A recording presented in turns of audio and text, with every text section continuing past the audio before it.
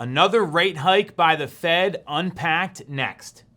You're definitely going to want to watch this one. The July Fed meeting, it's come and gone, and to no surprise, Jerome Powell and the Federal Reserve hiked the federal funds rate by 25 basis points. This was expected. A lot of people thought this is what they were going to do, and it's exactly what happened. Here's the good news. Mortgage rates have held steady at that 7% range plus or minus. A lot of mortgage brokers, mortgage banks, the pricing was already baked in for the upcoming federal funds rate hike that's now in the past. So mortgage rates really haven't changed. And what we've seen happen in the market since then is that the Federal Reserve came out and said, we're going to give it a couple months. We're going to let things play out. They left the door open for another rate hike, even though I'm pretty clear they should stop and collect all the data over the next 2 months before they meet again at the end of September.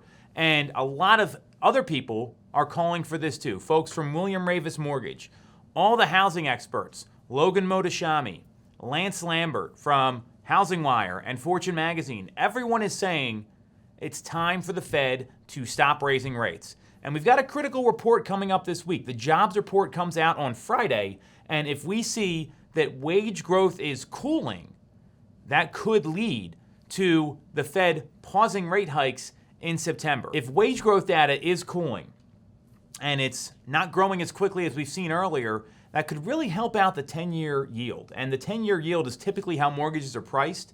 And it looks like what the Fed wants to do is they want to break the labor market. They want to see wage growth slow down. They want to see unemployment come up, which I don't agree with in general. This is what the Fed wants to do. And if we see wage growth cool, then that could lead to rates coming down a little bit on the 30-year fixed. We saw inventory grow this week. We've seen mortgage rates stay stable. This was a week and a meeting where it was kind of what was expected. And when that happens, usually the market isn't as volatile. So what does all this mean for people that want to buy or sell?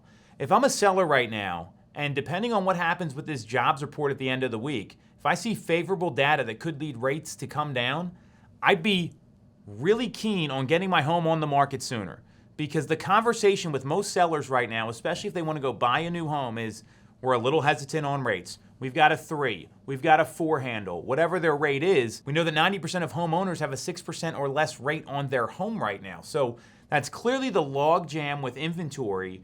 And if rates do come down even a little bit, especially we get to that 6.5 range, we're going to see buyer demand pick up. And all of a sudden, folks are more open-minded about taking on a higher payment if they want to upgrade their living situation.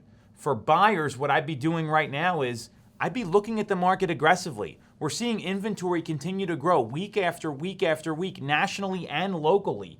And while people are on the sidelines trying to time the market, which in my view never works out, you could find a home and find a little less competition. And if rates do come down, there's the opportunity to refinance later.